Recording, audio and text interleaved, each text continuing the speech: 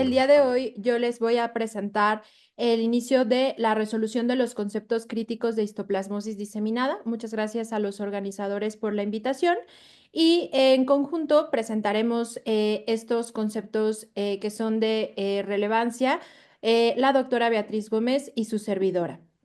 Declaramos ambas que no tenemos ningún conflicto de interés para esta presentación. Estos van a ser algunos de los puntos que nosotros queremos resaltar con enfoque para la mejor resolución de los casos clínicos, tomando algunos puntos que nos parecen de relevancia respecto a la histoplasmosis. Una de las cuestiones que es muy importante tomar en cuenta cuando hablamos de histoplasmosis es tener en cuenta que el diagnóstico requiere todo un equipo multidisciplinario que no se centra solamente en el grupo médico o en el grupo de laboratorio, sino que todos deberemos de trabajar en conjunto, tanto para la sospecha temprana de la enfermedad, el diagnóstico oportuno y para así poder iniciar pues un tratamiento a tiempo, que es lo que se ha asociado pues a mejores resultados pronósticos en los pacientes. Pero para hablar de histoplasmosis es necesario que nosotros recordemos a qué nos referimos y ya como nos han mencionado previamente, la histoplasmosis es una micosis sistémica, es una micosis causada por especies de histoplasma. Este hongo es un hongo dimórfico. ¿Esto qué quiere decir? Hay que recordar que es un hongo que puede estar tanto en forma de filamento Homo en el ambiente a 24 grados y que lo vamos a poder encontrar porque le gusta la humedad y las temperaturas del ambiente en la tierra, en heces de pájaros y murciélagos, y es donde se ha descrito en el ambiente que se puede encontrar esta especie. Los pacientes se puede encontrar en forma de levadura a 37 grados y es así como se hace el diagnóstico microbiológico del cual más adelante la doctora Beatriz nos hará énfasis. La distribución de histoplasma es global, se encuentra en muchas áreas del mundo. Sin embargo, con el paso de la historia se han descrito algunas áreas endémicas, sobre todo en el área de las Américas, y una mayor prevalencia en las regiones que tienen estos climas húmedos y tropicales. Sin embargo, algo que hay que tener en cuenta es que aunque le seguimos denominando en la gran mayoría de las veces como una enfermedad o micosis endémica, es muy probable que con el paso de los años nos enfrentemos ya a un cambio en la prevalencia y esto debido a diversos factores que pueden afectar al hongo, como puede ser también el cambio climático.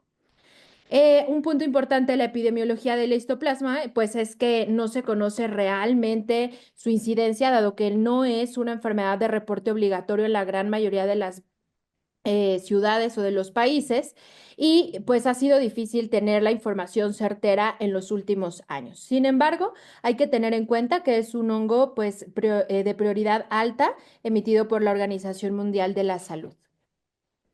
Ahora, ¿qué enfermedades causa?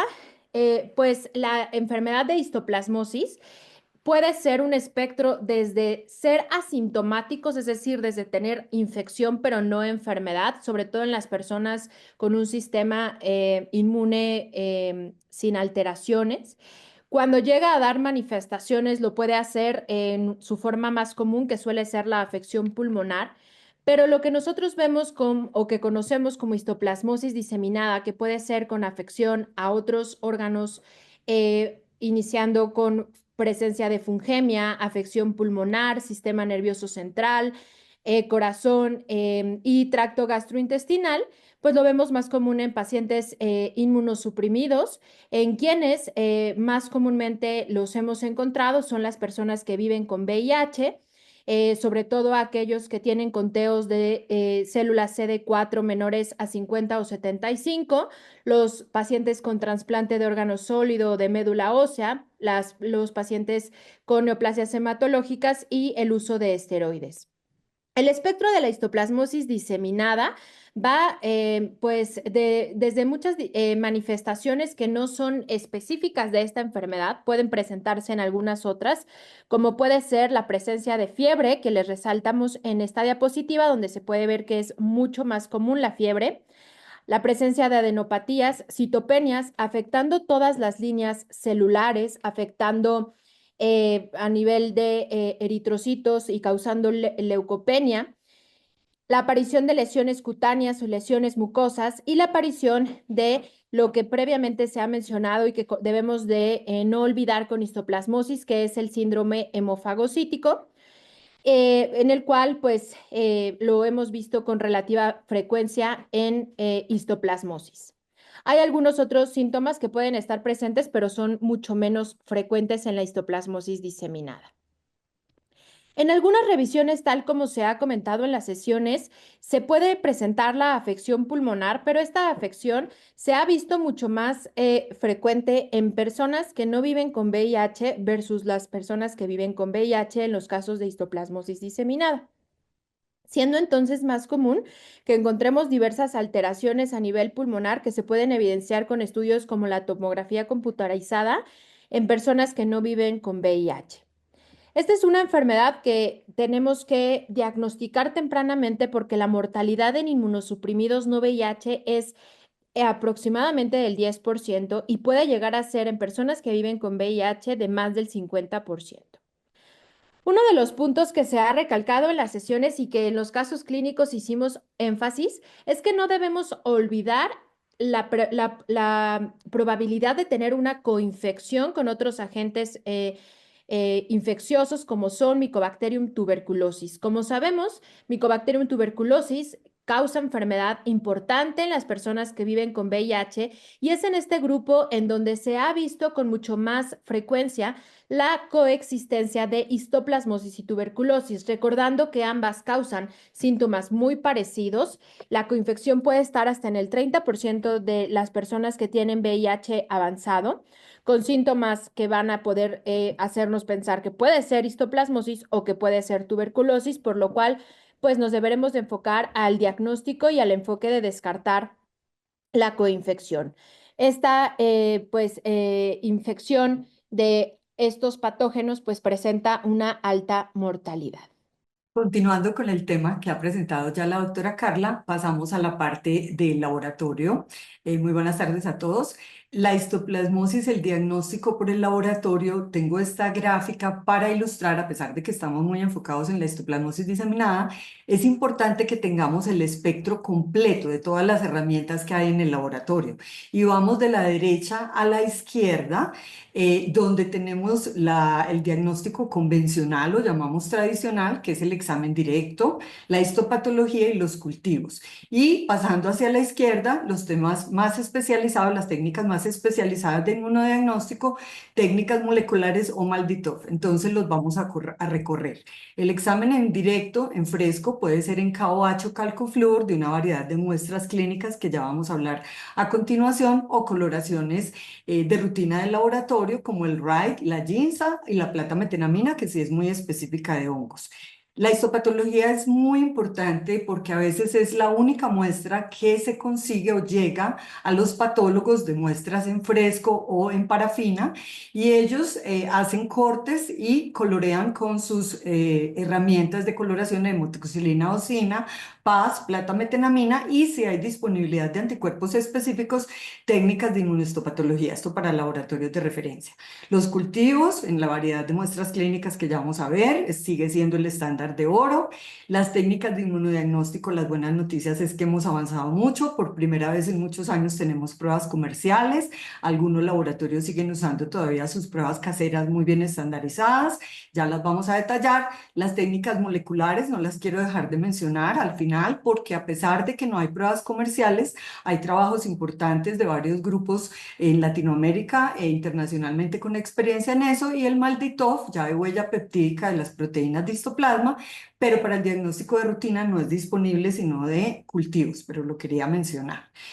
Hablando del examen directo y el cultivo, es importante entonces comentar que podemos tener, de acuerdo a toda esta sintomatología clínica que nos comentó la doctora, una gran variedad de muestras. La sangre, la médula ósea son excelentes para aislar histoplasma, secreciones respiratorias cuando los síntomas son respiratorios, esputo, lavado broncoalveolar, piel y tejidos blandos. La mayoría de los pacientes en Latinoamérica presentan mucho lesiones en piel y en los tejidos, y biopsias dependiendo del órgano afectado.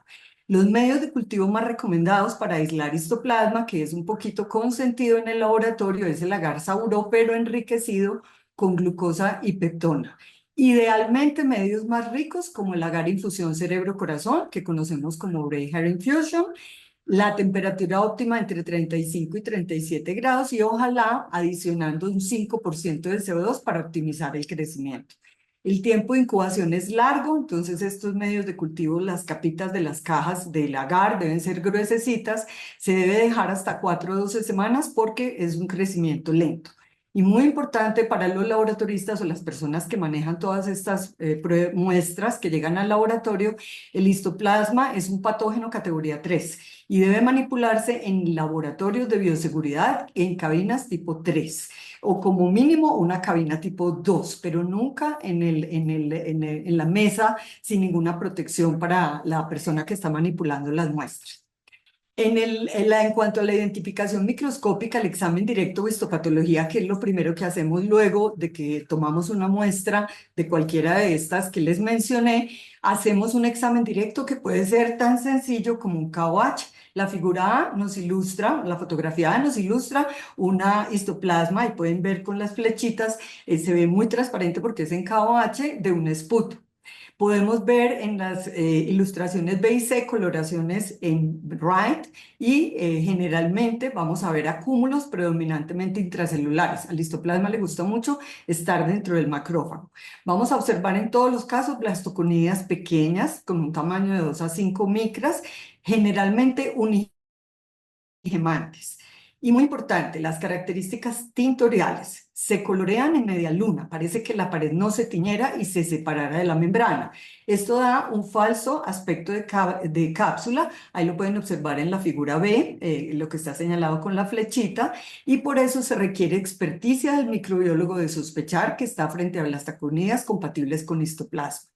La sensibilidad de este examen acá está en la tablita de la derecha, de acuerdo a la forma clínica, la pulmonar aguda 10%, la pulmonar crónica entre 17 y 40 y la histoplasmosis diseminada hasta un 43%. Recalco acá que para las muestras de sangre es muy importante hacer lisis centrifugación para obtener, sacar los histoplasmas, romper estos macrófagos y obtener una mayor liberación de los mismos. Las ilustraciones de IE son muy bonitas, son con la plata metenamina, en donde también observamos estas pequeñas levaduras. Es muy importante, se pueden confundir, por eso la experticia del microbiólogo, con levaduras pequeñas de cándida o con amastigotes de Leishman. El cultivo continúa siendo la prueba de referencia o el estándar de oro, aunque tiene dificultades por todo lo que ya les mencionaba, los medios de cultivo, que es categoría 3, se utiliza mucho para el diagnóstico en los países en Latinoamérica. Además de que la ventaja que nos da tener los cultivos es que podemos luego posteriormente hacer estudios epidemiológicos con ellos, hacer pruebas de susceptibilidad, o sea, nos da otra serie de ventajas y herramientas en el laboratorio. Ya les comenté que podemos tardar 4 a 6 semanas para crecer, de pronto en los homocultivos automatizados es un poco menos, y en la fase de micelio vamos a observar en la figura A, inicia generalmente con unas colonias blanquecinas que se van transformando a diferentes tonos de marrón, como ven en la B, o sea, cultivos ya con más semanas de incubación, y si hacemos una placa al microscopio en categoría 3 en una cámara de bioseguridad, vamos a observar micel y facialinas, microconidias, que son las partículas infectantes, y muy importantes esas estructuras que ven acá más grandes, que son las macroconidias tuberculadas, muy típicas de histoplasma. Pero no siempre se producen estas macroconidias tuberculadas, entonces se hace necesario hacer la transformación.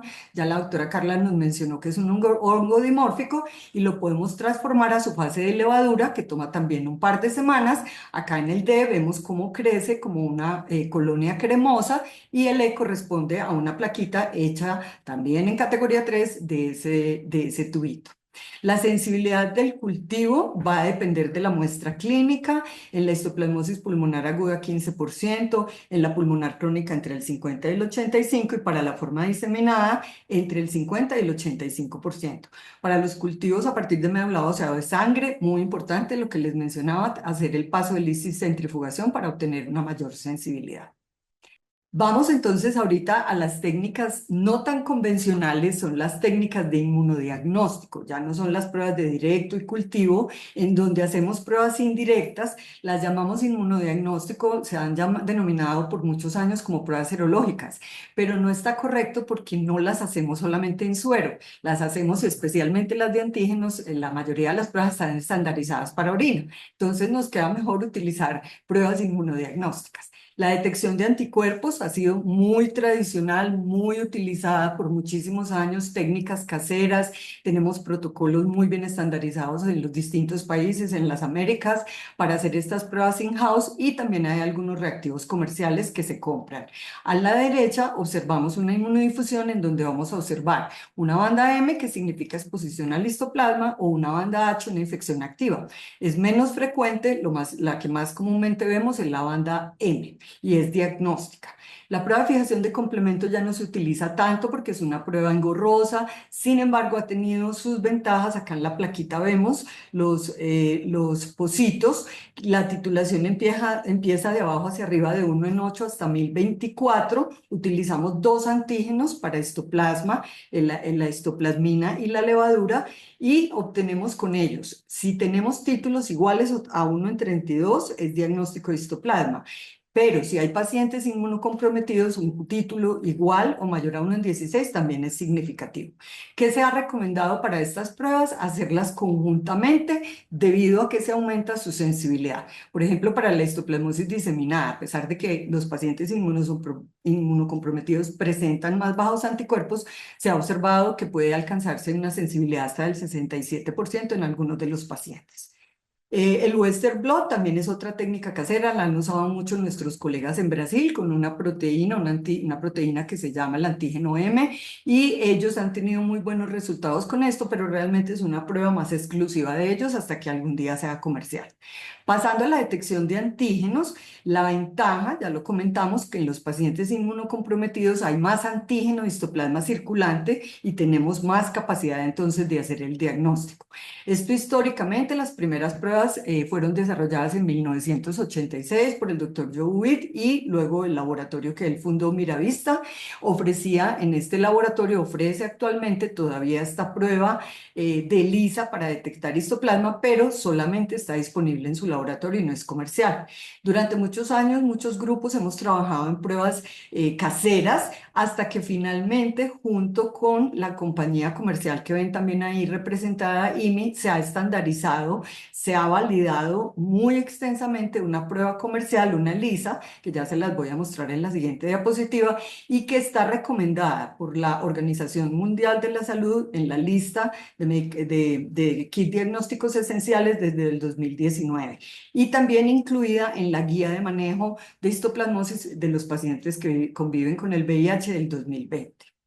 Acá les ilustro la primera validación grande que hicimos a los reactivos, no son como aparecen acá todavía, este es el kit ya como se vende en este momento comercial, y la gráfica donde procedimos con dos cohortes grandes de Guatemala y Colombia a validar los primeros reactivos que ellos tenían un anticuerpo monoclonal, a diferencia de la prueba de Miravista.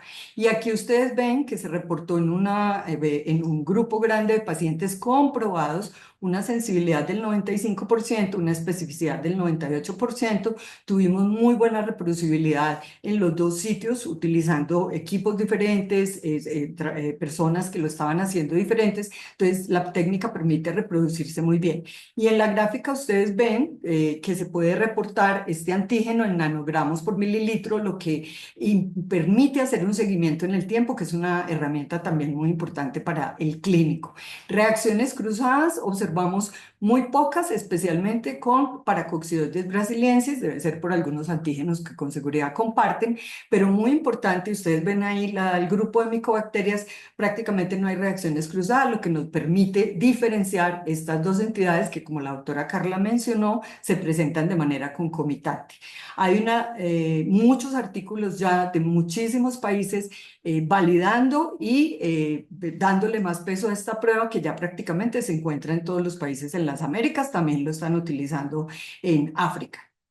Las buenas noticias continúan y se han desarrollado también test más sencillos que la ELISA o el ensayo, como es la cromatografía de flujo lateral, conocido como el LFA. La compañía Miravista ha sido la pionera en el desarrollo de este lateral flow y la primera validación la hicimos con esta cohorte que ya les mencioné que se utilizó para las pruebas de ELISA, con una sensibilidad del 96% y una especificidad del 90%. Luego hay publicaciones también de grupos en Estados Unidos, el que está en la parte de abajo es de los colegas de Argentina y todos coincidimos en encontrarle sensibilidades desde el 90, 93, 94 y especificidades que van hasta el 100%. La prueba no está disponible comercialmente pues, de una manera permanente, pero se espera que en un futuro se logre y también, no lo menciono acá porque son pruebas nuevas de otras compañías comerciales que apenas inician proceso de validación, pero esta es la que realmente ya tiene una validación mucho más extensa. Por último, quiero mencionar en el diagnóstico molecular, aunque no tenemos ninguna prueba comercial disponible y no es tanta la literatura, que quiero comentarles que hay técnicas muy variadas, PCR tradicional, Nested PCR, PCR en tiempo real, inclusive técnicas de LAMP que son mucho más sencillas. La diferencia es que se han utilizado los distintos grupos que las han trabajado como pruebas caseras, varios genes blancos y aquí ustedes ven la lista. Sobresalen la región, los primer que han sido diseñados en la región subunidad de ITS 1 y 2, el 18S también, y muy en especial genes que codifican para distintas proteínas. Resalto más en negrita la proteína de 100 kilodalton, con la que hemos tenido experiencia en varios países y que inclusive usamos en nuestros laboratorios de referencia. Sin embargo, cuando revisen la literatura van a encontrar esta lista extensa de genes que codifican para la gliceraldehído 3-fosfata deshidrogenasa, NALDeasa, PPK, CFP4, el gen mitocondrial. La sensibilidad preocupa porque inclusive en un pequeño grupo consenso que hubo, los mismos reactivos tuvieron una sensibilidad variable entre el 43 y el 100%, lo que nos indica claramente que los laboratorios de biología molecular tienen que tener unos protocolos muy estrictos, escoger las mismas plataformas porque existen comercialmente muchas plataformas. La especificidad sí ha sido reportada por la mayoría de los grupos en 100%. ¿Qué quiere decir esto? Que necesitamos un grupo consenso, igual, por ejemplo, como existe para Aspergillus, hay para Cándida, el Aspergillus es el que más avanzado está, que estandarice una metodología y compruebe en los laboratorios que la van a estandarizar con un buen número de muestras clínicas debidamente documentadas y que sean comprobadas la reproducibilidad de estas técnicas. Pero esperamos que a futuro esto esté disponible muy pronto y dar el paso a la parte comercial. Doctora Carla, usted continúa con la parte de tratamiento. Muchas gracias. Efectivamente, hablando ya del tratamiento, después de que logramos hacer un diagnóstico con alguna de las técnicas que la doctora Beatriz amablemente nos ha compartido, pues tenemos que identificar de qué se trata. De una enfermedad diseminada, efectivamente, o se pudiera llegar a clasificar como una histoplasmosis leve moderada con afección a algún único órgano. El tratamiento de la histoplasmosis, nosotros lo vamos a, de la histoplasmosis diseminada, lo vamos a dividir en un tratamiento de inducción y en un tratamiento de mantenimiento, siendo la primera línea al día de hoy la anfotericina B liposomal en la dosis que les muestro ahí, 3 miligramos por kilo, que podemos administrar en una inducción de mínimo 2 semanas y en esta formulación liposomal se podría extender en algunos casos hasta por 4 semanas. Una de las cosas que nosotros tenemos que tener en cuenta y que las guías nos mencionan es que tenemos situaciones en las cuales no todo el mundo tiene disponible anfotericina B liposomal y quizá la que esté a la mano sea anfotericina B desoxicolato.